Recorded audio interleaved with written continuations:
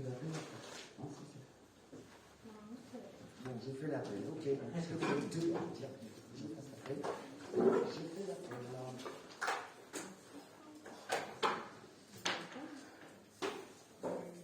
Bertrand Aubert. Présent. Pardon, excusez-moi. Il a dû répondre, Bertrand. Oui, il dit présent. Alors, Patrice Bollard est excusé et m'a donné pouvoir. Je laisse parler. Je laisse. Johan Cancano. Présent. Michel Triard. Romain Cocagne. Présent. Christelle Nemante. Kevin Lantuy. Présent. Nicolas Lecard. Présent. Janine Léger, présente. Isabelle Levert. Éric Merlin, joyeux retraité, parti en vacances, a donné le pouvoir à Nicolas. Delphine Pommier. Fatna Rafik. Carole Giscot. Valérie Thirier. Jean-Yves Calais nous a fait savoir par lettre recommandée aujourd'hui qu'il démissionnait. Il y a donc un laps de temps pour que je puisse prévenir la préfecture et nous installerons Madame Contremoulin, qui est présente ce soir et je vous en remercie, au prochain conseil municipal. Je pensais que dès lors que vous l'avez eu, c'était obligatoire de l'installer journalièrement. Non, parce qu'en fait, il faut que moi j'ai le temps. Alors j'ai reçu la lettre recommandée ce matin, et donc on va mettre dans le PV on a acté la démission, et on ne peut l'installer qu'au conseil suivant. D'accord. Voilà.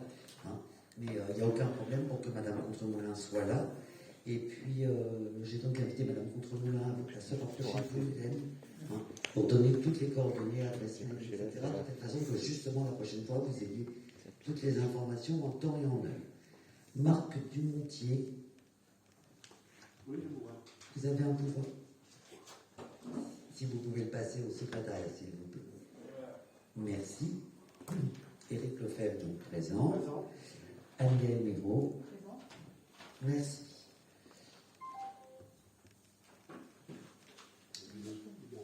C'est vrai, de la culture.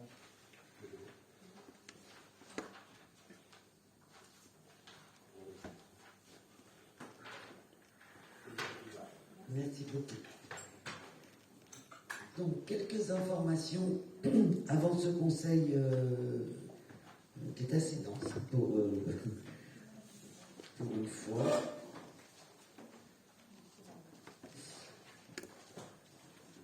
Et donc, je viens de vous informer de la démission de M. Calais, qui sera remplacé par Mme Contremoulin.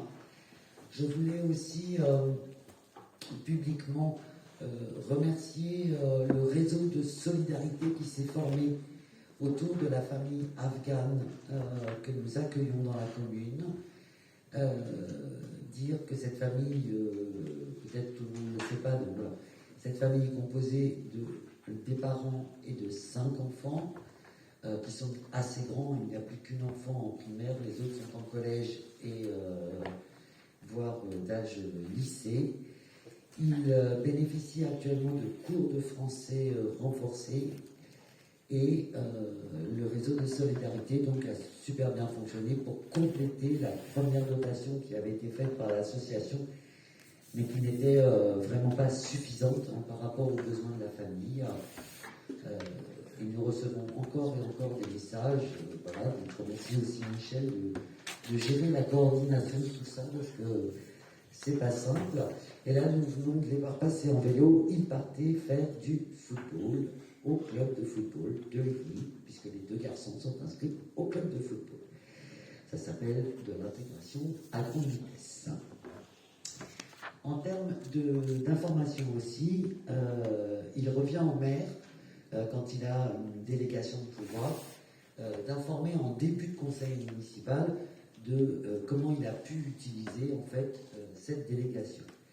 Et donc, juste de vous informer que nous avons autorisé et attribué un marché public de requalification des espaces publics du pôle éducatif. Alors, c'est une grande appellation pour dire que nous allons refaire la cour d'école de l'école primaire Pourquoi on parle de requalification des espaces publics du pôle éducatif? D'abord parce que c'est un peu le langage technocratique, pour ne rien vous cacher, et puis surtout parce que eh bien, nous avons évidemment réussi à obtenir quasiment 80% de subventions grâce au fait que nous utilisions le bon vocabulaire et que donc un certain nombre de financeurs aient répondu présent. Nous aurons l'occasion d'y revenir et je vous donnerai des nouvelles assez régulièrement. Simplement, moi je dois ce soir vous alerter donc sur le lot 1, voirie, réseau, assainissement. C'est l'entreprise EBTP qui a été retenue. Donc c'est une entreprise à Blangy-sur-Brel, tout près de chez nous en fait, à côté de la Seine-Maritime, pour un montant hors taxe de 109 975,68 €. Le lot 2, jeux et mobilier, l'entreprise Valois, que l'on connaît bien puisqu'elle intervient aussi sur la réhabilitation des aménagements extérieurs au niveau des sentiers et qu'ils ont un point à Val-de-Reuil pour 66 243,59 €. Et le lot 3, espace vert clôture, qui est l'entreprise Paysage Adeline, qui est de Saint-Aubin-sur-Gaillon, donc là aussi en termes de voisins, pour 9 795,70 €, montant hors taxe. Ce marché donc, pouvait être passé, il a été fait pendant le mois de juillet. Je remercie les membres des commissions qui ont siégé à ce moment-là. Nous sommes en attente dans les jours prochains de l'autorisation de démarrage anticipé des travaux par le département, de telle façon que nous puissions notifier aux entreprises et que les entreprises donc, puissent passer les bonnes commandes. Globalement, ça fait un démarrage des travaux, puisqu'il y a un mois de préparation obligatoire pour les entreprises, entre le 15 et le 20 octobre, c'est-à-dire juste avant les vacances, ce qui est plutôt une bonne nouvelle, ce qui permettra donc que les travaux bruyants et très salissants, puisqu'il va s'agir du grattage de la route, puissent être faits sur un temps où il n'y a pas d'école.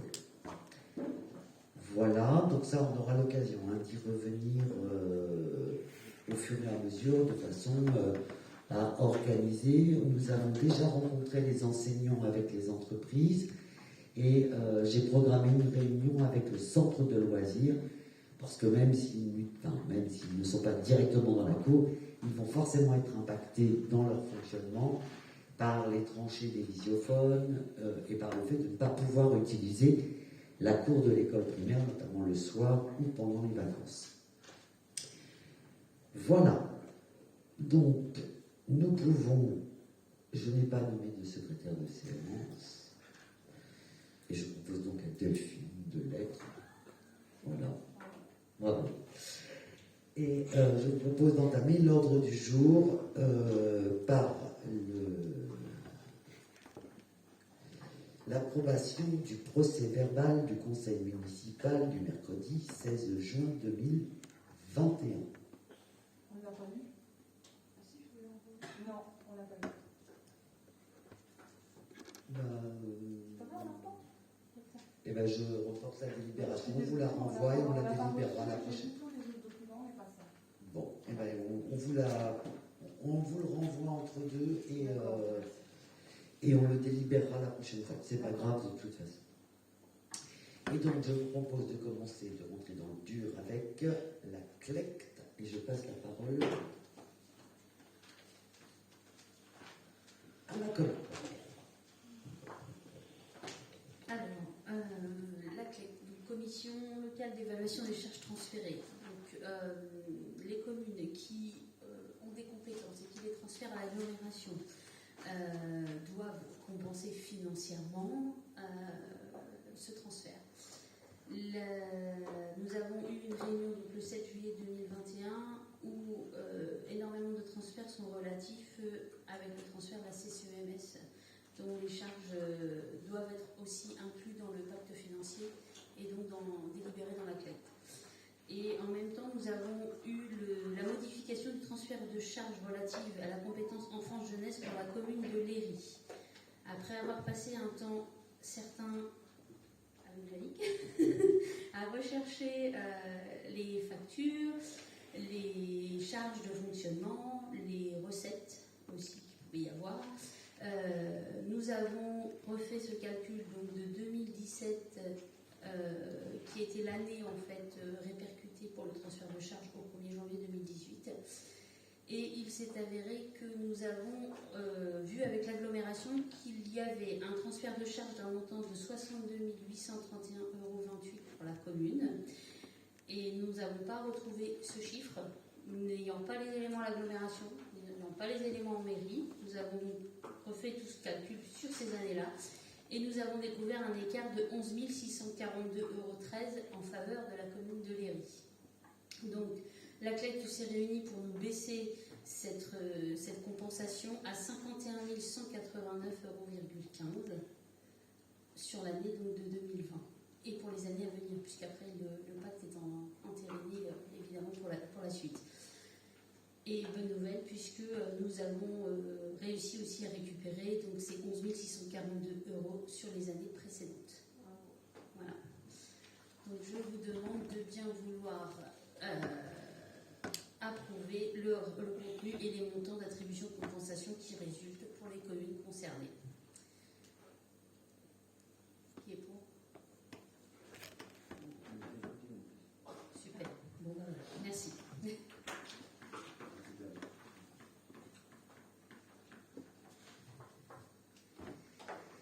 Alors, convention de financement pour un fonds de concours au titre des amendes de police. Donc l'agglomération en fait peut subventionner au titre des amendes de police des aménagements de voirie et de sécurité. Donc dans le cadre de la fourniture de pose d'un double miroir au niveau de la rue Charles de Gaulle. L'intersection de la rue Charles de Gaulle et de la rue 11 Nous avons sollicité donc un fonds de concours puisque le miroir coûte 1 040,40 € hors taxe. La communauté d'agglomération s'engage à verser pour la commune donc 520,20 € au titre des travaux dans le cadre des amendes de police. Et donc il demandait à Madame le maire d'avoir l'autorisation de signer la convention qui en résulte. Y a-t-il des questions? Y a-t-il des abstentions? Les votes contre? Merci.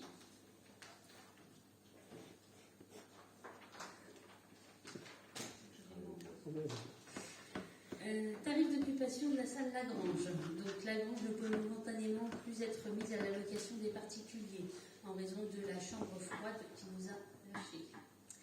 Donc toutefois, nous souhaitons pouvoir la mettre ponctuellement à disposition pour des réunions, des événements spécifiques.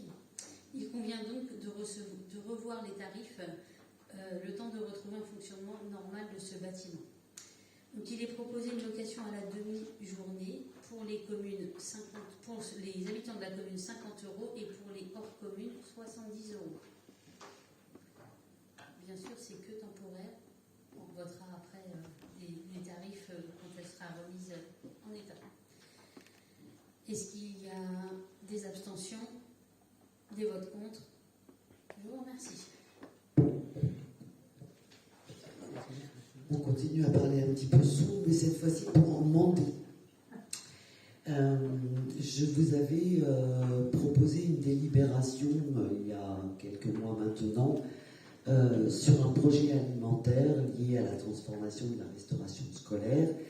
Donc je suis très heureuse de vous annoncer que l'ARS nous a doté effectivement d'une subvention de 10 000 € pour compenser les investissements et le surcoût. C'est lié à tout un projet autour de l'alimentation et ça permettra aussi de payer de la formation, puisqu'on a le droit de payer de la formation avec cela, pour nos personnels, les enseignants volontaires, voire des parents d'élèves. L'idée, c'est de créer un groupe mixte qui s'approprie le projet autour de l'alimentation. Néanmoins, j'ai trouvé un autre appel à projet qui vient du plan de relance et qui est lancé par le ministère de l'Agriculture, qu'on appelle maintenant la Direction régionale des affaires agricoles, et qui propose donc de répondre à un appel à projet sur ce qu'on appelle les projets alimentaires territoriaux, dont nous ne sommes pas porteurs puisque c'est l'agglomération qui est porteur de ce PAT. Mais par contre, en tant que partenaire du PAT, on peut solliciter des subventions. Et donc, je vous propose, excusez-moi, le montant maximum accordé est de 40% pour le matériel et de 80% pour l'immatériel. L'immatériel étant, par exemple, d'autres formations ou de la coordination d'action. Voilà. Donc, il y a encore à monter tout le budget général. Cependant, pour répondre à cet appel à projet, il est nécessaire donc de passer une délibération qui commence déjà à engager les grosses sommes demandées. Donc je vous propose de délibérer pour un plan de financement qui comprendrait une table de tri et de pesée, c'est-à-dire qu'à chaque fois que les enfants mettent à la poubelle, la machine dit le poids de la poubelle. Or, vous savez, on a déjà commencé avec eux à trier ce qui est plastique, emballage, ce qui est carnet, ce qui est légumes, etc. Et donc, l'idée, c'est d'améliorer ce service-là et que les enfants puissent peser. Évidemment, l'objectif, c'est qu'il y ait de moins en moins de poubelles à peser, que les enfants voient diminuer le poids des poubelles, parce qu'on adapte mieux la nourriture, parce qu'on leur laisse prendre la quantité qu'ils souhaitent, et parce que le chef cuisinier, ou la chef cuisinier, est attentive au nombre de portions. Donc vraiment, c'est dans un cadre de, non seulement d'économie, mais plus largement de lutte contre le gaspillage par l'ensemble des acteurs. Ensuite, un gâchimètre. Alors, un gâchimètre, c'est un appareil très simple qui permet visuellement de collecter tout le pain qui n'a pas été mangé ou qui a été coupé. Et au lieu de le jeter dans une poubelle, on le met dans un gâchimètre. Et le gâchimètre mesure la hauteur du pain et peut le traduire en nombre de baguettes ou au poids à une somme donnée, qui permet aux enfants de se rendre compte qu'à chaque fois qu'on jette un bout de pain, eh bien, si on est 10 à acheter un bout de pain, on a acheté une baguette de pain. Ou, à la fin, on a acheté l'équivalent, au bout d'un mois, par exemple, je ne sais pas moi, d'une PlayStation, d'une PS5, enfin bref, le truc à la mode, parce que moi je suis plus très branché à ce niveau-là. Et donc ça donne des ordres de grandeur aux enfants, et je trouve que c'est important, là aussi, que les enfants évaluent ce qu'ils jettent et qu'ils se rendent compte qu'on peut faire différemment. Et puis enfin, une armoire positive. Alors c'est un très gros frigo, une armoire positive, de telle façon que nous puissions là aussi fournir dans la cantine où il y en a déjà une, de pouvoir améliorer encore le service au niveau du froid et de pouvoir mieux séparer les aliments les uns des autres. Normalement, on ne met pas dans le même frigo la viande, les légumes, etc. Et donc, avec 2 armoires, on pourra mieux respecter en fait les règles d'hygiène. On est dans les clous actuellement parce que la chef, elle est extrêmement ingénieuse, mais voilà, ça lui demande beaucoup de coordination et comment dirais-je, je ne trouve pas mon mot, d'organisation en fait, pour que les plats qui ne doivent pas se rencontrer ne se rencontrent pas. Donc avec 2 armoires positives, ça serait quand même beaucoup plus simple à gérer. Et sur l'immatériel, je vous propose 3 séries de formations qui peuvent permettre là aussi aux enfants, alors d'aller visiter les hauts prés avec les ruches, avec le maraîchage biologique, etc. Et puis, justement, de reformer notre personnel aussi sur ce qu'on appelle les protocoles de pesée en en restauration collective.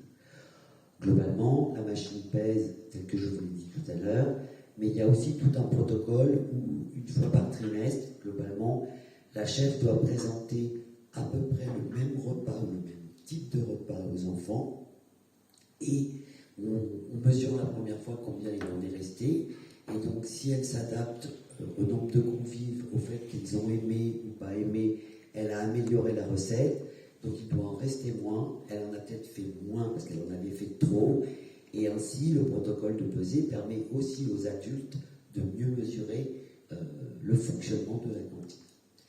Voilà, donc ce que je vous demande à travers cette délibération, c'est de m'autoriser à répondre à l'appel à projet avec ce que je viens de vous évoquer comme achat, et puis on croise les doigts pour que ça fonctionne et qu'on obtienne évidemment les sommes demandées en face. Y a-t-il des questions, des abstentions, des votes contre? Je vous remercie. Peut-être avez-vous vu sur la place Herroir et le long de la mairie des gens plutôt en tenue d'ouvrier et qui grattent des murs, qui refont du mortier-bâtard entre les pierres, etc. Donc, en fait, ce qui s'est passé, c'est que pendant le confinement, j'avais rencontré le docteur André qui, suite aux travaux qu'il a fait dans le cabinet médical, l'extension qu'il a fait, m'a alerté sur l'état du mur en me disant moi je prends en charge ma part, mais ça serait bien que vous fassiez le reste.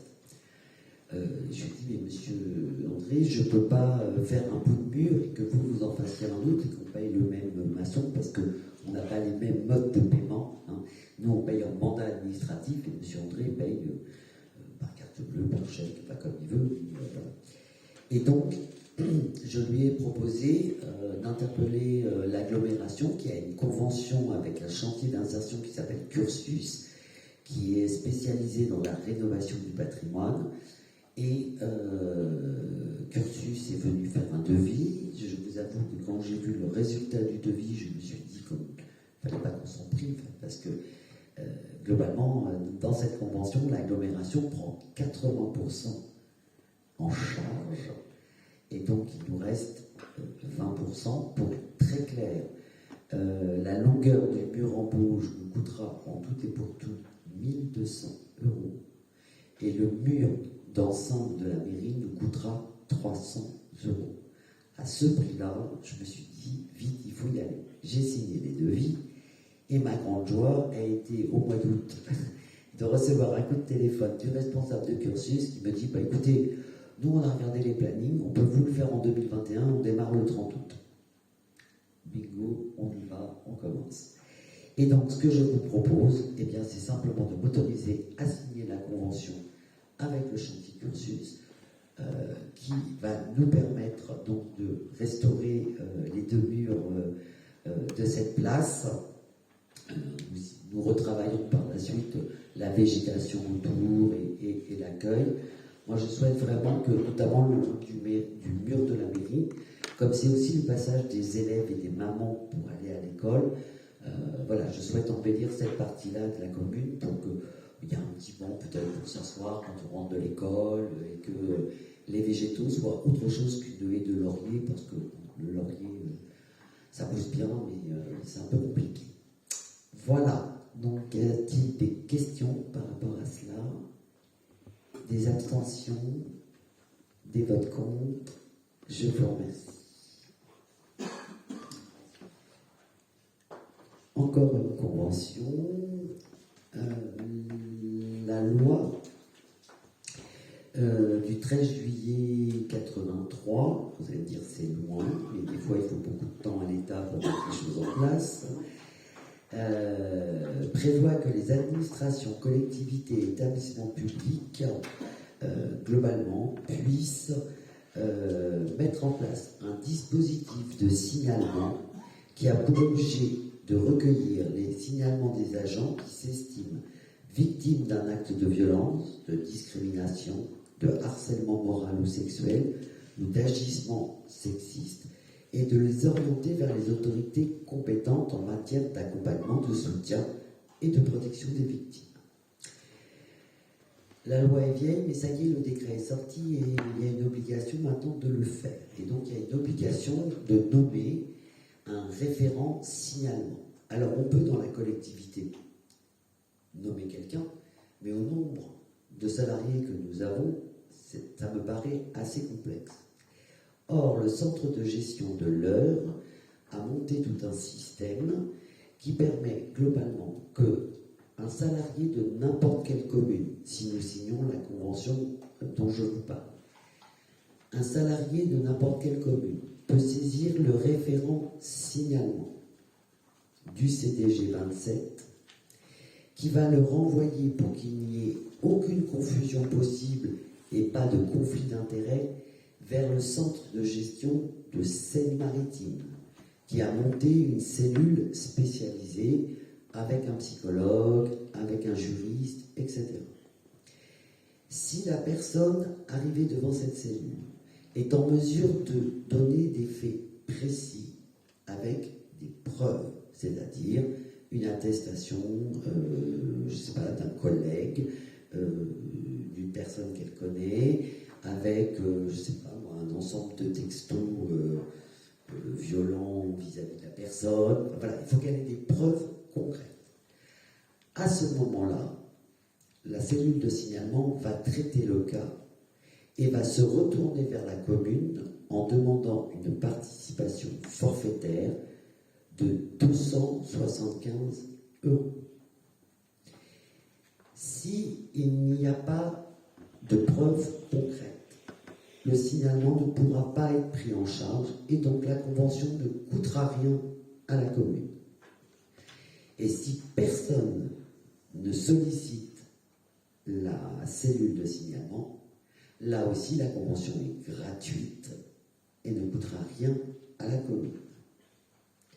Donc ce que je vous propose, c'est de signer une convention gratuite, sauf s'il y avait un jour un signalement qui puisse aboutir dans les démarches et soit reconnu valable. Et dans ce cas-là, il en coûterait à la commune 275 €. Pourquoi 275 €? Parce que le centre de gestion 76, vous multipliez 275 par 2, c'est le coût que le centre de gestion 76 ferait payer au coût de centre de gestion 27, mais le centre de gestion 27 en prendrait 50% à sa charge, les autres 50% seraient à la charge de la commune. C'est clair, parce que c'est un peu compliqué, mais il y a des questions, des abstentions, des votes contre. Je vous remercie.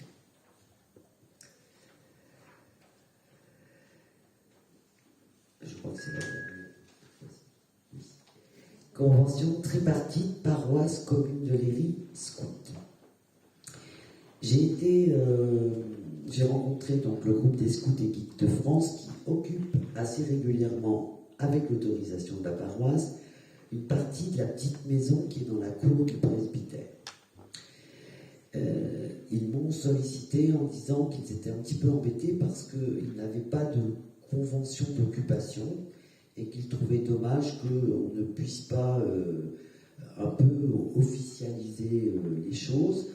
Et puis je vous avoue que je suis allé avec la responsable visiter, que j'ai trouvé que peut-être les scouts et les guides de France méritaient un accueil un peu plus généreux, on va dire, en superficie et en confort. J'ai donc écrit au père Augustin pour lui proposer cette convention tripartite en lui disant déjà tout ce que je mettrais dans la convention. Je sais que la paroisse s'est réunie, en a discuté et a validé ma proposition de convention tripartite. Et donc, cette convention a pour objet de préciser l'utilisation des locaux mis à disposition du groupe. Et donc, les locaux sont mis à disposition par le propriétaire, qui est donc la mairie, à la paroisse des Deux-Rives. Donc c'est pour ça que la convention est tripartite. Nous sommes propriétaires du clos et du couvert, mais déjà par convention, il y a une mise à disposition à la paroisse de l'ensemble des locaux, église, presbytère et cette petite maison. Donc je vous propose que le groupe des scouts bénéficie de la mise à disposition gratuite de la petite maison, qu'ils transmettent un planning trimestriel d'occupation aux locataires du presbytère. Alors je dis locataire, c'est plutôt l'occupant, hein, puisque ce n'est pas un locataire, c'est un monsieur qui rend des services et qui donc habite cette maison. Donc je leur demande de fournir un planning au moins trimestriel, de telle façon qu'ils soient alertés sur leur présence. Le clos et couvert sont assurés par la mairie, mais ça c'est déjà fait, et les scouts et guides de France fournissent une attestation d'assurance de responsabilité civile, de telle façon que s'il y avait un problème dans les locaux, ils soient couverts. Les locaux doivent être utilisés de façon normale en respectant les règles d'hygiène, de sécurité et de bon voisinage. Ils bénéficient de l'accès aux toilettes et à un point d'eau dans le presbytère lui-même. Ils peuvent, on pourra peut-être corriger, le groupe peut bénéficier occasionnellement de la mise à disposition de la grande salle de réunion en avertissant l'occupant des locaux en amont. Ils peuvent avoir de temps en temps, c'est très rare, ils sont en général 5-6, mais ils peuvent avoir une réunion un petit peu plus générale des scouts de France. Et c'est vrai qu'en général, les locaux, aussi bien Louviers, etc., qui sont mis à disposition, ne permettent pas de réunir un grand groupe. Et donc l'idée, c'est que ils puissent occuper cette salle de façon très occasionnelle. Le père Augustin en était lui-même d'accord, donc voilà, je l'ai écrit. Il ne peut être demandé de contrepartie financière au groupe des scouts et guides de France.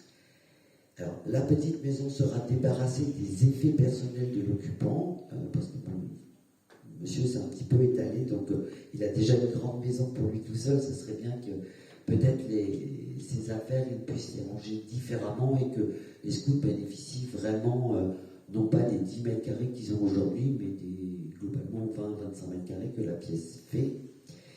Et ils seront autorisés à effectuer des petits travaux d'embellissement, évidemment qui respectent les règles ERP, hein, c'est-à-dire qu'on ne met pas de la moquette au sol parce que c'est inflammable, on ne met pas des dalles inflammables au plafond, enfin voilà, des choses aussi simples, et qui de toute façon devront être soumis préalablement à la mairie, de telle façon qu'on puisse acter les choses et donner les autorisations qui conviennent.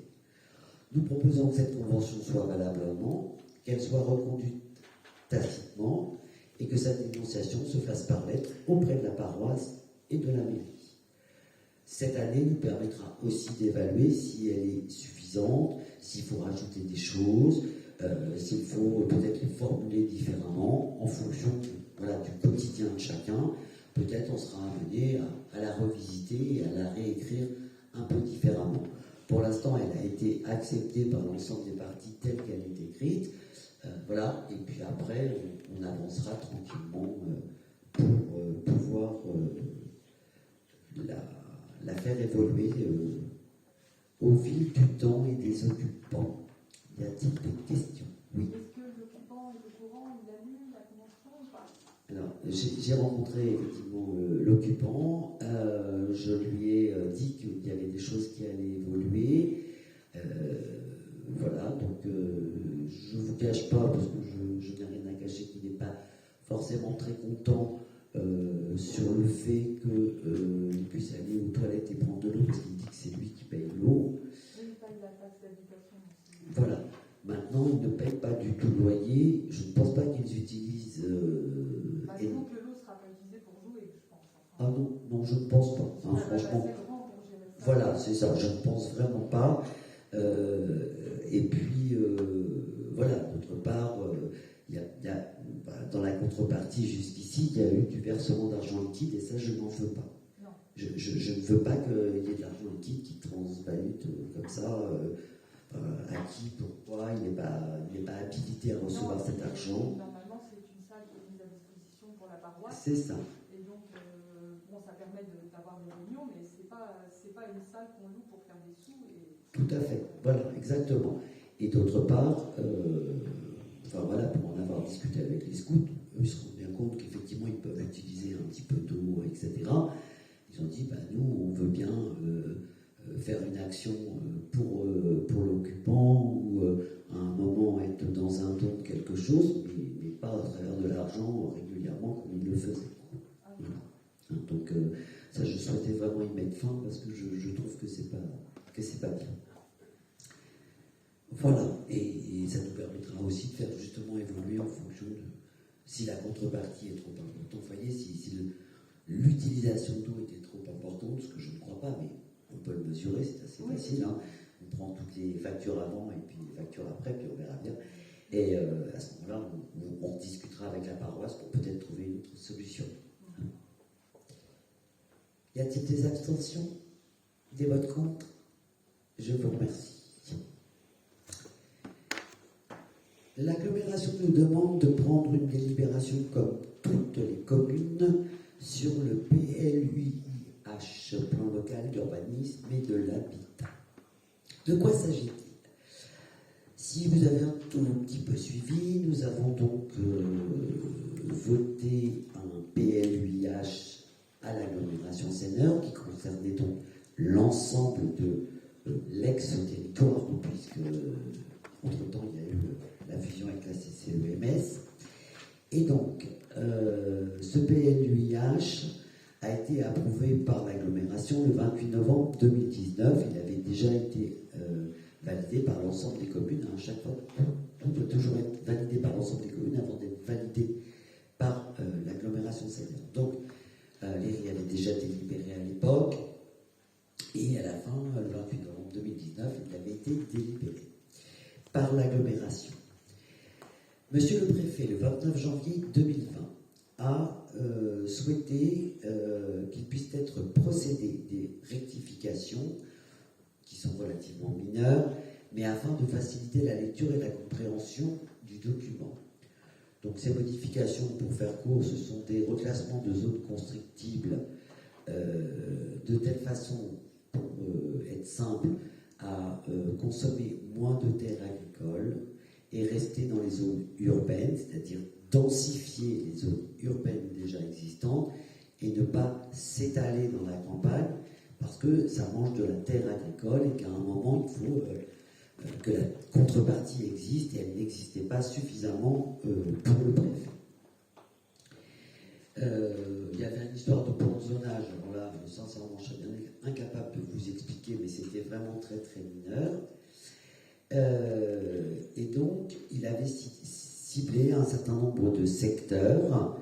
Donc, certains ont été supprimés pour être reclassés totalement en zone naturelle ou agricole, ou d'autres ont été réduits pour rester à urbaniser, mais en plus petite taille, et en gardant à côté des zones naturelles. Et donc, l'ensemble de ces modifications permet de restituer 23 hectares en zone agricole ou naturelle, ce qui n'est quand même pas rien. Et par ailleurs, il y a eu un certain nombre de petits détails, entre guillemets, qui ont été peut-être mal écrits, mal instruits, et qui ne rendent pas la lecture du document très facile. Et surtout, donc, comme la lecture n'en est pas facile, eh bien, l'application n'est pas facile. Et donc, dans cette révision, il y a un cas qui nous concerne directement à l'ERI. Alors, on sera obligé de le voter quoi qu'il arrive. Mais il se trouve qu'en plus, on est concerné, puisque la rectification concerne l'ERI. Cette rectification, si vous situez le terrain en herbe, rue du 11 novembre, qui appartient à M. Duhamel. De l'autre côté, il y a ce qu'on appelle assez traditionnellement chez nous l'ancienne casse Bishop. Et l'opération d'aménagement programmé qui est instruite dans le PLUIH avait lié les deux terrains, ce qui obligeait les deux propriétaires à s'entendre pour fabriquer en fait le futur aménagement. Bien, quand on connaît le propriétaire du deuxième terrain, ça devient compliqué. Quand on connaît le deuxième terrain, ça devient compliqué, puisque c'est un terrain qui est extrêmement pollué, sur lequel il y a des frais de dépollution énormes. Mais le monsieur, malgré ces frais de dépollution énormes, ne veut pas le vendre en dessous d'un certain prix. Donc l'autre, monsieur Duhamel, ne veut pas l'acheter à ce prix-là. Et bref, ça a bloqué toute l'affaire. Donc, il a été proposé, en fait, que puisse être écrit, excusez-moi, je reprends exactement, il était écrit: l'aménagement et l'équipement du site fera l'objet d'une opération unique couvrant l'intégralité de la zone. Mais de ligne plus bas, il était écrit que ça pouvait se faire en 2 phases.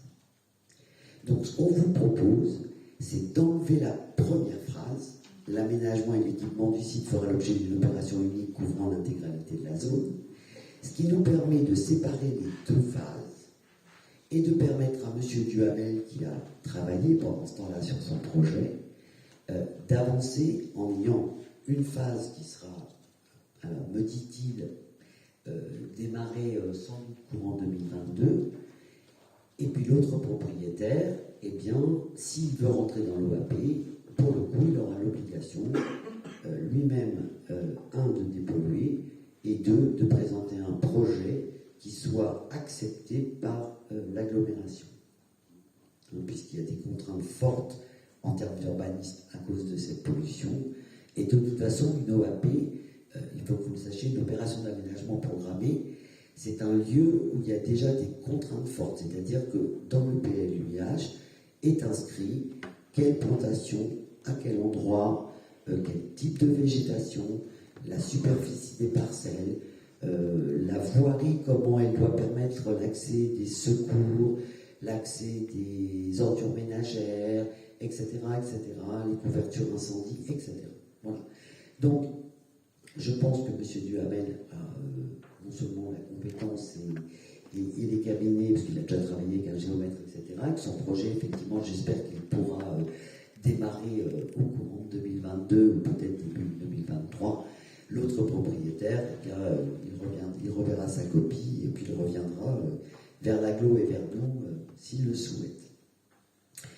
Donc en fait, par rapport à cette délibération, soit nous donnons un avis favorable à l'approbation de la modification numéro 1 du PLUIH tel que je viens de vous l'expliquer.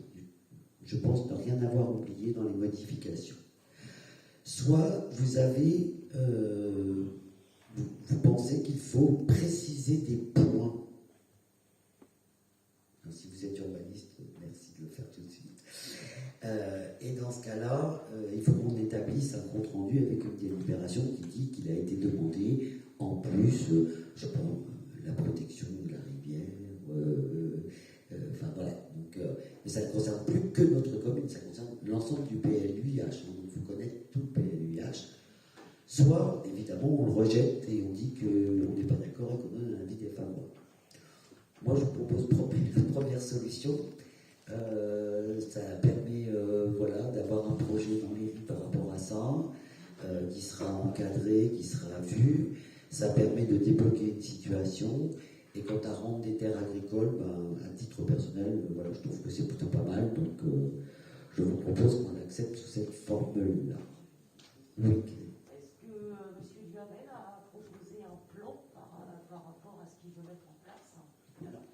Pour l'instant, il a travaillé avec un géomètre sur les découpages parcellaires, mais il n'a pas de plan du tout abouti. Parce qu'il doit travailler maintenant avec un architecte, avec des services de voirie, etc. Donc pour l'instant, il a travaillé avec un géomètre qui a fait un découpage parcellaire, avec justement l'histoire des terrains de 600, 650 mètres carrés, etc. Enfin, il a pris en compte un certain nombre de choses, il sait à peu près combien de parcelles ça peut lui faire. Maintenant, il n'est pas passé sur les fourches codines de l'architecte, du service urbanistique de l'agglo, etc., etc. Voilà. Mais en finalité, il nous présentera son... C'est une demande que je lui ai posée, oui. J'ai demandé que s'il pouvait venir nous présenter son projet avant de le lancer, de façon à ce que l'ensemble du conseil municipal, mais plus largement aussi les riverains, c'est important que les riverains voient ce qui va arriver, comment ça va arriver, qu'ils anticipent.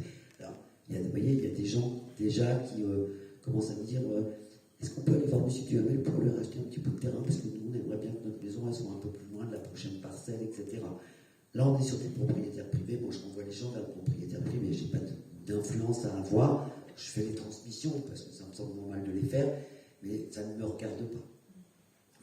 Mais voilà, donc je pense, enfin, moi, il m'a donné un accord oral sur le fait de le présenter, de peut-être avoir une rencontre aussi avec les riverains, parce que souvent, ça suffit à dégonfler, en fait, des idées que les gens se font, quoi. Ils disent, je vais avoir une maison au bout de mon jardin, et alors qu'en fait, l'architecte, on va dire, non, l'implantation de la maison, elle doit être à tant de mètres de l'autre maison, etc., etc. Il y a des distances par rapport à la route. Tout à fait. Sur les maisons, Tout à fait.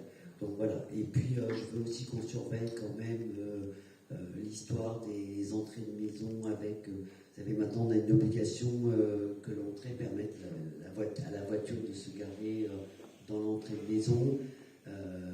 Est-ce qu'il y a des petits parkings pour les visiteurs, pour pas qu'il y ait des voitures partout sur les trottoirs. Enfin, c'est tout ça qu'il faut réfléchir. Et voilà, je pense que pour le coup, l'agglomération, les services urbains de l'agglomération sera extrêmement vigilant à ça. Mais on reviendra vers vous avec, oui, moi j'espère bien, des plans, des explications, etc. Je pense que c'est important que, même pour l'ensemble des habitants, qu'on sache ce que ça va devenir et, voilà, et en quoi c'est fait, etc. Enfin, c'est quand même l'aménagement de notre commune, donc je trouve que c'est normal qu'on le partage à beaucoup. On vote ce PLUI. Y a-t-il des abstentions, des votes contre? Je vous remercie. Et puisque nous parlons de terrain, je vais faire circuler un petit plan que je vais vous expliquer bien sûr. Je regarde non parce que sinon je vais regarder. Si tu peux donner dans le public aussi. Merci.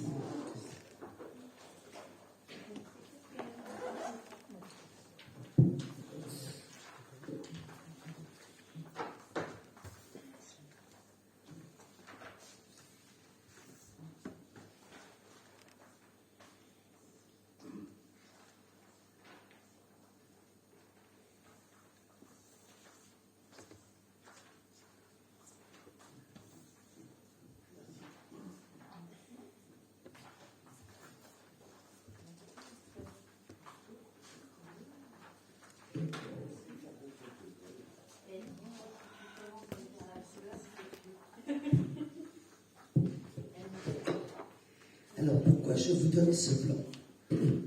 Vous avez tous reconnu, je pense, les terrains qui sont à l'entrée de Léry, entre la rue du 11 novembre et la rue de Vertin. Juste après les jardins familiaux de Val-de-Reuil, il y a une grande étendue, très grande étendue d'herbe, avec 3 magnifiques tilleuls qui auraient bien besoin d'un élagage, soit dit entre nous. Ces terrains appartiennent à l'EPFN, établissement public foncier de Normandie, qui en fait le portage depuis la création de la ville nouvelle. Et certains autres terrains appartiennent encore à l'État au titre du ministère, qui en a fait aussi le portage depuis la création de la ville nouvelle. La ville nouvelle, terminée ou pas terminée, les limites cadastrales ont été arrêtées, et donc ces parcelles-là sont désormais vraiment sur la commune de Léry. Le PFN est venu me solliciter, j'ai envie de dire, dès le début de mon mandat, pour dire que ce n'était pas la vocation de l'EPFN de porter des terrains depuis 1975. Et que donc, il serait intéressant qu'à un moment, on se penche sur le rachat ou sur l'aménagement de ce terrain. Il y avait eu un certain nombre, alors il y avait eu un appel à projet il y a 4 ans, 5 ans, 2018. Je crois 2018. Hein, je pense que c'est 2018.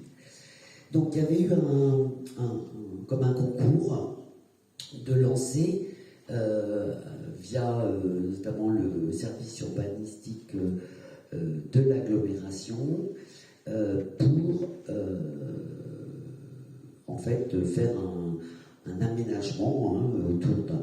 Alors, j'aime pas le mot lotissement parce que c'était pas l'idée non plus, mais enfin pour urbaniser cette partie de terrain. Voilà, pour faire court, pour urbaniser. Le concours a eu lieu. Il avait été remporté par le foyer Stéphanie et un promoteur privé. Il n'y a pas eu de suite de données. Et donc, le foyer Stéphanie, de même que le PFN, est revenu me voir en disant on en est où? Moi, je vous avoue que c'est un projet où il y avait plus de 90 logements et 90 logements plus l'OAP déjà prévu, qui est au moins de 35 logements de M. Duhamel. Je pense qu'il faut être raisonnable dans une commune parce que après, il y a les services qui doivent suivre. C'est-à-dire qu'il y a des familles qui arrivent avec des enfants, il y a des personnes âgées qui arrivent, il y a parfois quelques personnes plus en difficulté socialement, etc. Et que nous sommes quand même une commune, nous n'avons pas forcément, nous avons des services, mais pas forcément la capacité d'absorber d'un seul coup tant d'arrivées de familles avec enfants ou avec difficulté ou avec un problème d'autonomie, etc., etc. Donc, dans un premier temps, j'ai dit que j'abandonnais purement et simplement le projet et que je souhaitais qu'on le retravaille un peu différemment. On a continué à travailler avec le PFN et entre-temps, j'ai eu des sollicitations d'habitants. Voilà, pour dire, nous, si vous rachetez les terrains, on aimerait bien en acheter une partie, etc. Alors, je vais essayer d'être clair parce que c'est un montage un peu particulier que j'essaye de faire. Donc, je vais essayer d'être clair. Donc, la petite bande orange qui est au bord de la partie violette. Donc là, je rigole parce qu'il y a un membre du public qui est daltonien, donc je pense qu'il va beaucoup chercher les bandes de couleurs. Martine, si tu peux l'aider, ça serait gentil. Merci.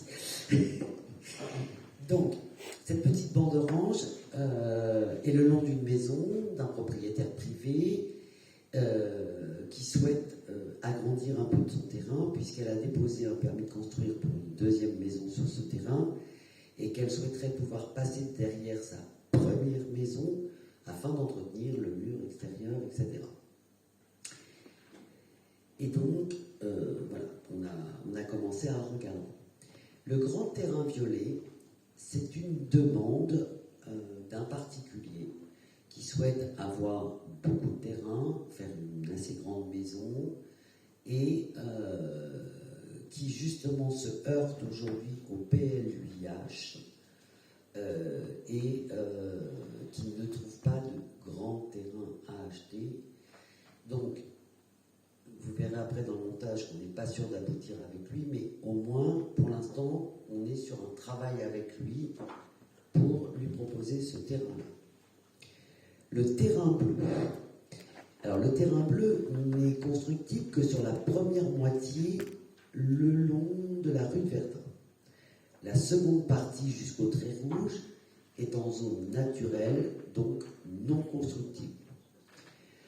Adrien Henry, couvreur, et là je le cite parce que c'est écrit que c'est une entreprise et que ce n'est pas tout à fait la même façon de faire, cherche depuis longtemps un terrain pour pouvoir agrandir et mieux recevoir ses salariés, puisque là où il est aujourd'hui, c'est vraiment très petit, c'est dans une rue en sens interdit, ça fait beaucoup de circulation à certaines heures, et de toute façon, il n'a plus la place d'entreposer.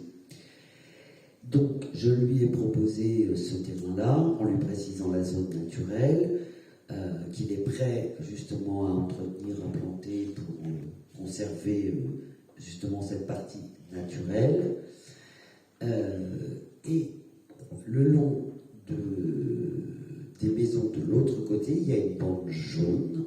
Là, c'est une demande d'un propriétaire privé qui a la maison le long de la rue de Verdun, mais qui a un terrain derrière et qui souhaiterait pouvoir accéder à son terrain de façon officielle sur une bande de terrain qui lui appartient, pour faire court. Je reviendrai ensuite à la bande verte. Et de l'autre côté, vous avez un terrain en rouge qui fait globalement 950 mètres carrés, et qui appartient aussi à l'EPFN et qui intéresse énormément un propriétaire privé pour faire construire sa maison. Voilà. Donc nous avons revu l'EPFN parce que mon idée, ça a un coût tous ces terrains-là. Et donc mon idée, c'est de me dire, il faut que nous puissions acheter ces terrains pratiquement le même jour que nous les vendons, avec le même notaire, de telle façon que cette opération-là n'impacte ni l'investissement de la commune, ni la trésorerie de la commune. C'est jouable, mais c'est complexe. Parce que quand vous vendez un terrain et que vous n'êtes pas un promoteur, il faut purger les terrains de tout recours. Globalement, ça veut dire quoi? Ça veut dire qu'il va falloir que les gens qui sont prêts à acheter déposent un permis de construire de leur futur projet afin qu'il soit validé par le service de l'urbanisme de l'agglo. Et une fois qu'ils sont purgés des recours, c'est-à-dire qu'ils ont globalement leur permis de construire instruit et autorisé, ça veut dire qu'on peut leur vendre leur terrain. Vous voyez, il y a un peu de délai dans tout ça quand même. Surtout qu'il y en a certains, je les ai un peu pris de court parce qu'ils pensaient acheter le terrain puis travailler après sur le permis de construire. Donc ça va prendre un petit peu de temps. Et ce pourquoi je vous dis cela, c'est aussi parce que justement la très grande parcelle violette, certes l'attribution d'un terrain est à la dérogation du maire, mais le préfet, au regard de la densification et de l'urbanisation, peut en dernier lieu refuser que le terrain soit vendu aussi grand à une seule personne pour globalement une seule maison. Et donc le dernier recours à faire lever, c'est celui-ci, c'est celui du préfet. L'agglo, ils ne sont pas chauds, mais je leur ai dit, j'utilise ma dérogation de maire. Et pourquoi je tiens à ce qu'il y ait ce grand terrain? Parce que le reste des terrains, ceux qui sont en marron foncé et en marron clair pour faire court, il y a 2 promoteurs qui commencent à présenter des projets. Et donc, ça sera forcément des terrains plus denses en urbanisation.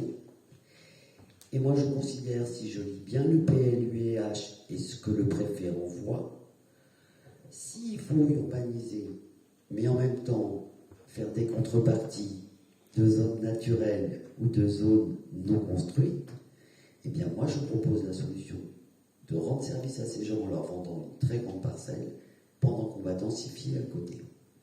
C'est mon argumentaire, je ne sais pas s'il sera entendu, mais c'est au moins comme ça que je le défendrai. Et là aussi, ce qui nous permet, une fois qu'on a acheté des terrains et revendu en même temps les terrains, on a des projets qui démarrent tranquillement, mais sur des choses qui sont purgées de recours, donc les gens peuvent avancer tranquillement sur leur projet. Et en parallèle, on continue de travailler avec les promoteurs, parce que là aussi, et parce que ça sera des terrains à la fin qui nous appartiendront et que nous revendrons aux promoteurs, je veux que les habitants tout autour soient consultés sur le futur projet. Je veux que le conseil consultatif donne un avis sur le projet. Je veux que l'ensemble des habitants de Léry puissent consulter en mairie le projet et donner un avis. De telle façon qu'on puisse revenir vers les promoteurs en disant, alors moi j'ai déjà fait un certain nombre de remarques par rapport aux quelques esquisses qu'ils ont fait, je ne vous le cache pas. On passera aussi chez les fourches codines de l'agglomération qui a sur ce terrain des vraies volontés, et notamment parce que le long du petit terrain rouge à côté, Val-de-Reuil et l'agglo souhaitent établir ce qu'on appelle une coulée verte, c'est-à-dire un endroit où les gens peuvent se promener. Alors, c'est pas forcément très bien, C'est une coulée verte, hein, comme son nom l'indique, c'est un endroit herbeux, un peu planté, il y a un banc de temps en temps, et ils veulent rejoindre de l'école Jean Moulin jusqu'à quasiment la gare par une coulée verte. Or, ça passe par chez nous. Donc, l'idée, c'est de dire, eh bien d'accord, mais si votre coulée verte, elle arrive ici, il faut que quelque part, elle soit reprise quelque part dans le terrain pour qu'il y ait une continuité, d'où ma bande verte entre le bleu et le jaune, partie de terrain que nous conserverions pour la commune, qui nous permettrait donc de finaliser la coulée verte qui viendrait de Val-de-Reuil et qui surtout laisserait l'accès à l'heure à tous les Lérisiens. Voilà. Alors, on peut avoir accès à d'autres endroits, mais dans ce coin-là, il y a quand même aussi un projet de l'autre côté d'une plantation de bergers par Val-de-Reuil, etc. Donc je trouve que c'est plutôt intéressant qu'on conserve ce passage pour nous et qu'on puisse avoir cette balade-là de ce côté-là. Voilà, donc c'est un projet, vous voyez, un peu complexe, ça va prendre du temps. Simplement ce soir, après avoir, et je remercie Hélène d'avoir beaucoup consulté le géomètre, le notaire et surtout la préfecture pour savoir comment on pouvait commencer à engager ce projet-là. Il vous est proposé donc trois, me semble-t-il, hein, c'est trois délibérations qui reprennent l'ensemble des terrains. Donc, la première, nous sommes celle-ci, voilà. Donc, nous avons reçu une proposition de vente pour les parcelles 234, 235, 292. Globalement, c'est le grand carré bleu, le vert et le jaune. L'ensemble fait donc à peu près 13 000 mètres carrés. Nous en gardons une partie, je vous rappelle, nous en revendons une petite partie à un propriétaire privé. Et il nous propose, le PFN propose, pour un montant d'environ 65 000 € hors taxe. Alors, je précise que ces prix, le PFN en fait s'appuie sur l'estimation des domaines. Donc j'avais redemandé courant 2021, je ne sais plus, au printemps je crois, j'avais demandé à l'EPFN de faire réactualiser ces évaluations puisqu'elles avaient été faites en 2017 au moment du premier projet. La mauvaise surprise pour nous, c'est que les domaines d'Évreux ne fonctionnent plus, ça a été reporté sur les domaines de Rouen et eux, ils regardent de très près les prix de vente de terrain.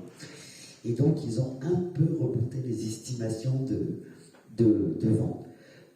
Voilà. Je tiens aussi à préciser que nous avons le droit de les revendre plus cher en intégrant, parce que nous pouvons intégrer tous les frais directs ou indirects que l'urbanisation de ce terrain va nous coûter. Les frais de notaire, les frais de géomètre, les frais de défense incendie. On peut imaginer si là aussi il y a des enfants, l'augmentation du nombre d'enfants qui fait qu'on crée un poste d'ADSEM supplémentaire par exemple. Voilà, je n'ai pas tout en tête, mais on a le droit d'augmenter ce prix en justifiant malgré tout quand même l'augmentation. Si vous voulez, on ne peut pas multiplier par 10 le prix qu'on a acheté en disant c'est le prix qu'on veut le vendre et on n'aura que ce prix-là. Le PFN a un droit de regard et l'État a un droit de regard quand même sur le prix de revente. Donc là, ce que je vous propose pour l'instant, c'est de l'acheter, d'envisager de l'acheter, donc pour cette partie-là, pour 65 000 € hors taxe, de confier toute la procédure que je viens de vous expliquer d'achat, de vente, etc., en même temps à Maître Thomas Bricnet, notaire à Val-de-Reuil, et de m'autoriser au fur et à mesure à signer l'ensemble des pièces qui prépareraient l'achat. Bien évidemment, je vous rendrai compte à chaque avancée de ce dossier de où on en est. Si un terrain n'est pas objet de recours, ça veut dire qu'il faut trouver un autre acheteur. Si il y a une défection, enfin, voilà, tout ça, j'avancerai en même temps que vous, de la même façon que quand le géomètre aura travaillé, on sera en capacité de vous présenter un plan évidemment beaucoup plus précis que celui actuellement. Là, on est sur juste les parcelles cadastrales telles qu'elles existent, en gros, avec des découpages voilà, à l'ordinateur couleur. Hein. Si on faisait au centimètre, je pense qu'on ne serait pas à l'échelle, Oui, très clairement. Ça serait bien qu'en fait, pour chaque parcelle, on ait la taille. Parce que du coup, là, quand c'est coloré, on n'a pas. Non, tout à fait. Mais ça, si vous voulez, je pense, laissons travailler le géomètre pour qu'on vous donne des choses précises. Oui, parce que Pas de l'approximation, quoi, parce que sinon, après on va dire, vous aviez dit, 1000 mètres carrés, ça fait 1200, enfin voilà. Donc, laissons travailler, on va le missionner, à partir du moment où j'aurai passé ces délibérations, on pourra le missionner, et à partir de là, on reviendra le plus rapidement possible devant vous, avec des découpages extrêmement précis, et des mètres carrés précis de chaque parcelle. Donc les 3 délibérations concernent les trois parcelles, toujours pour l'achat, hein, je ne suis toujours pas sur la revente pour l'instant, bien évidemment. Ensuite, nous avons la 691 et 692, ça c'est le petit carré rouge, pour environ 1000 mètres carrés, et qui est estimé par les domaines à 40 000 € hors taxes. Et donc je vous propose de m'autoriser à avancer de la même façon avec Maître Brickney et à signer l'ensemble des pièces. Et enfin, la parcelle de D1595, donc là on a le orange et le violet, et je pense que par contre dans la revente elle baissera parce qu'elle est beaucoup trop importante là, mais on aura là aussi des mesures plus précises. Elle est de 7126 mètres carrés, et là on est à 6 € le mètre carré. Voilà, donc pour un total de 42 756 € hors taxe.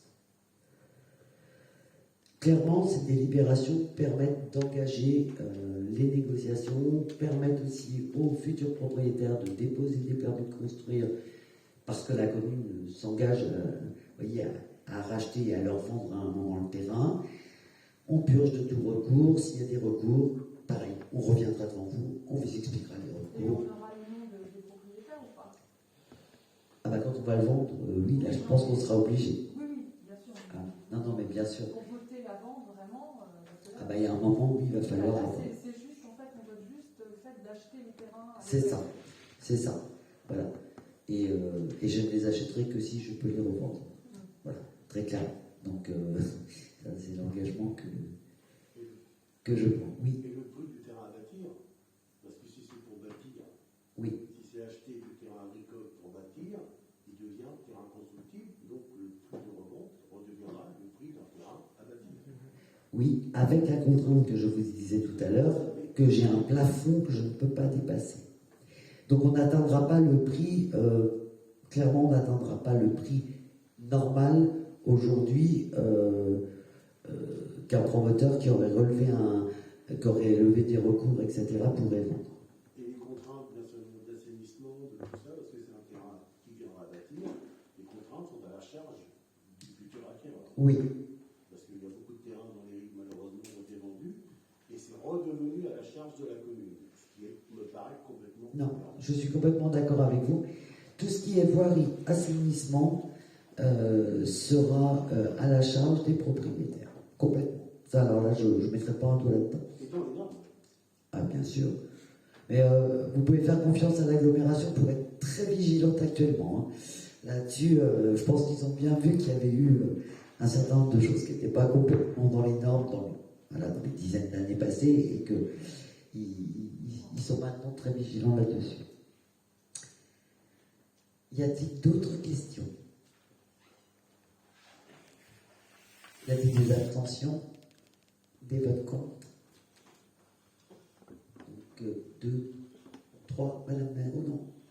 Non, pardon, donc 2, pardon, puisque vous avez le pouvoir, Monsieur Dumontier. Merci. Enfin, je vous propose la dernière délibération. Nous avons eu un certain nombre de petits ennuis de gens qui avaient déjà des terrains constructibles, qui ont déposé des permis de construire, qui étaient tout à fait dans les normes, il n'y avait pas de souci. Sauf que vous savez que le département, il y a 2 ans et demi maintenant, a changé la règle sur la défense incendie. Jusqu'ici, lorsque nous souhaitions construire une maison, il fallait que la défense incendie soit accessible à 400 mètres.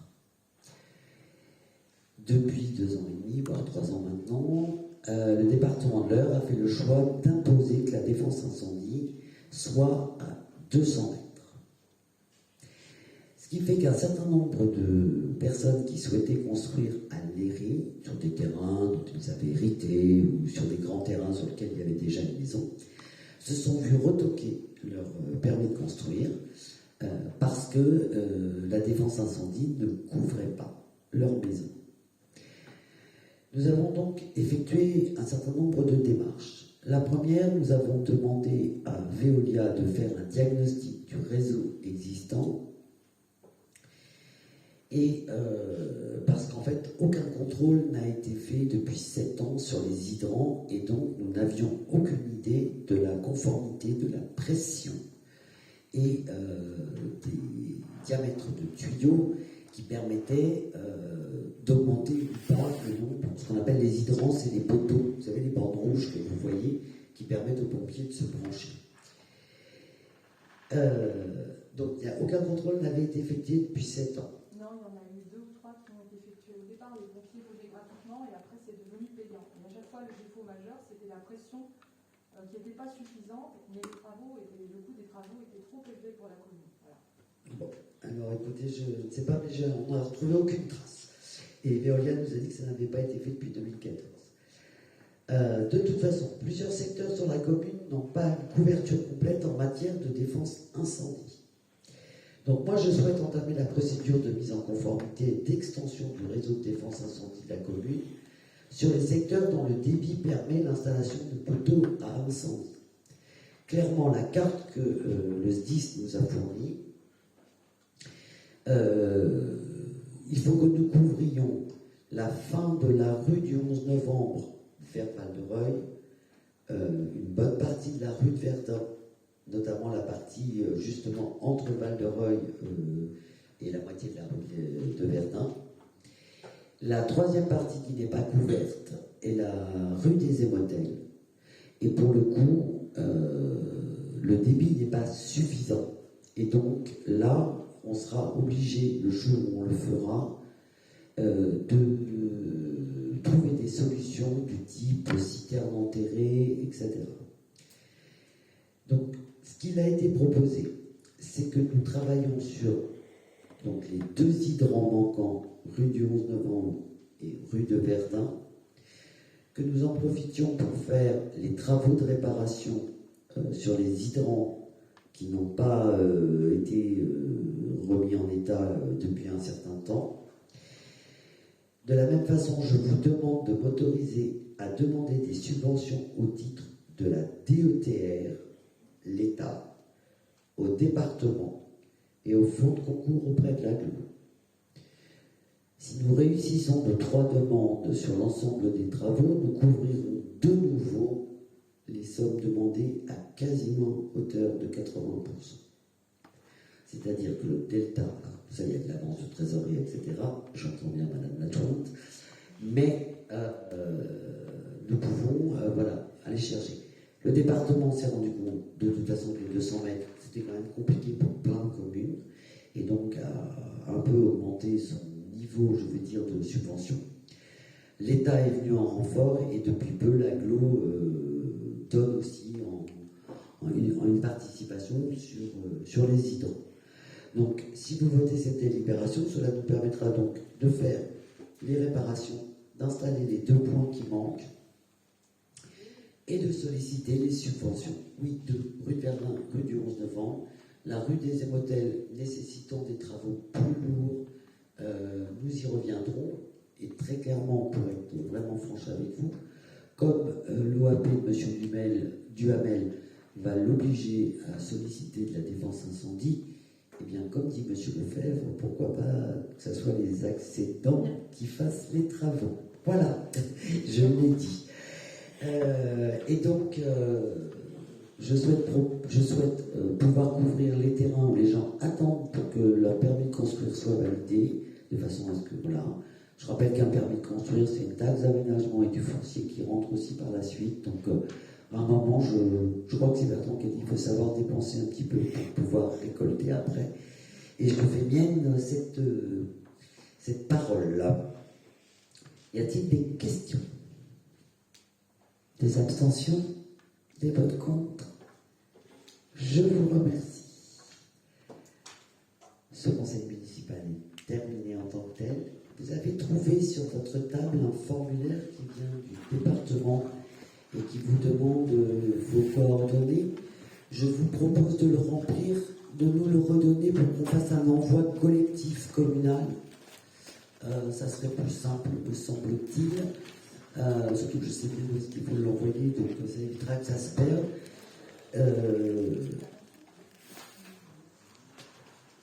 Et si vous n'avez pas eu le temps, vous le redéposez à la mairie, on fera l'envoi. C'est pas urgent, hein, les services m'ont dit que c'était pas urgent, donc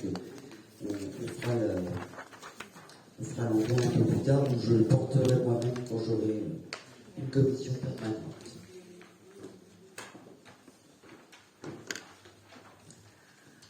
Voilà, eh bien, écoutez, je vous remercie de votre présence. Est-ce que dans le public, par rapport à ce qui a été évoqué ce soir, il y avait des questions? Vous avez trouvé vos réponses? Je reste disponible pour répondre, quoi qu'il arrive. Je vous en prie. Au niveau des bornes incendie, dans la rue Caglioloni, je n'en vois pas beaucoup. Oui, mais la couverture est assurée parce que, en fait, la rue, on doit être à 200 mètres par voie carrossable. Et l'intérêt, c'est que on est sur une rue où les 200 mètres sont suffisamment couverts. Ça, c'est le SDIS qui nous a fait le diagnostic, donc je les crois largement. Après, c'est plus compliqué, par exemple, dans certaines rues où il y a eu des maisons construites derrière d'autres maisons. Et là, pour le coup, ça devient un petit peu plus compliqué parce que les 400 mètres à l'époque, il y était, mais plus forcément par voie carrossable, et surtout pas 200 mètres maintenant. Et de toute façon, alors je tiens à préciser aussi que ces travaux, pour l'instant, la défense incendie de 100 mètres ne touche que les nouvelles constructions. Mais je pense, de ce que j'entends, que très rapidement, même une modification sur une maison sera refusée s'il n'y a pas une défense incendie à 200 mètres. C'est-à-dire que si vous voulez, je ne sais pas, ouvrir un Velux, aménager votre grenier, etc., ben ça sera refusé parce que l'agrandissement prévu ne sera pas couvert par la défense incendie et sera considéré comme une nouvelle construction. Donc je pense qu'il faut qu'on y aille maintenant, vraiment, pour que les gens soient vraiment tranquilles de leur côté. Voilà.